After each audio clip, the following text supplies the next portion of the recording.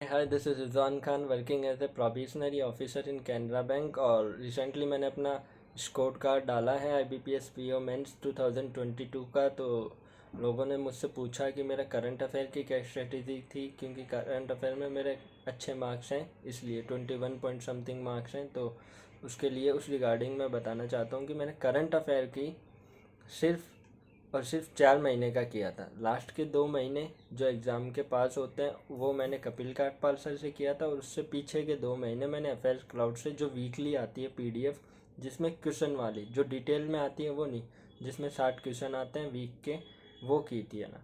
और बस एक मैन मेरा था कि रिवीजन बहुत अच्छी तरीके से किया था मैंने, कि जो कपिल काटपाल सर की रेगुलर जो हेल्थ इन क्लासेज होती थी करंट अफेयर की वो लेता था, और डेली, और उसके बाद में वो टेलीग्राम पे PDF देते हैं, वो PDF। और फिर एग्ज़ाम टाइम में प्री के बाद में मैंने पीछे की PDF अच्छी तरीके से रिवाइज़ की, और एग्ज़ाम के 10 दिन पहले करंट अफेयर की जो वीडियोस थी वो देखना छोड़ दिया। 10 दिन का करंट अफेयर नहीं किया था लास्ट के, और पीछे की जो PDF थी उनको अच्छी तरीके से रिवाइज़ करता था। प्री के बाद में मेरा ये रूटीन था कि दिन में एक मेंस का मॉक देना, उसके बाद में जितना भी टाइम बचे उसमें करंट अफेयर करना, जितना हो सके करंट अफेयर को रिवाइज करो। क्योंकि मैंने 2021 में ये गलती की थी, करंट अफेयर को कम रिवाइज किया था। तो एग्ज़ाम में क्वेश्चन देख के मुझे थोड़ा थोड़ा याद तो आ रहा था, पर कन्फ्यूज़न बहुत होता है कि कौन सा श्योर नहीं होते आप।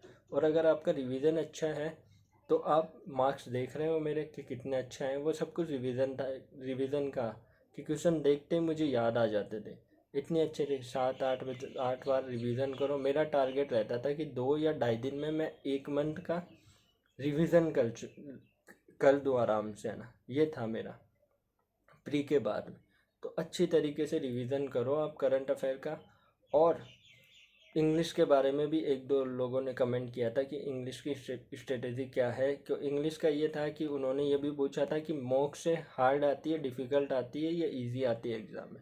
हालांकि ये डिपेंड करता है कि आप कौन सा मॉक देते हो। अगर आप वॉली बोर्ड का देते हो तो उसमें, या प्रैक्टिस मॉक का देते हो, या स्मार्ट किडा का देते हो, उनका लेवल थोड़ा हाई है, तो एग्ज़ाम में उनसे नीचे लेवल के क्वेश्चन आएंगे, थोड़े इजी क्वेश्चन आएंगे। और अगर आप टेक्स्ट बुक का दे रहे हो, या फिर एक दो हैं गाइडली वगैरह, वो थोड़ा एग्ज़ाम लेवल पे हैं, जैसे ग्रेडअप, बाईजूस, ये थोड़े एग्ज़ाम लेवल पे हैं। तो ये डिपेंड करता है कि आप कौन से मॉक दे रहे हो।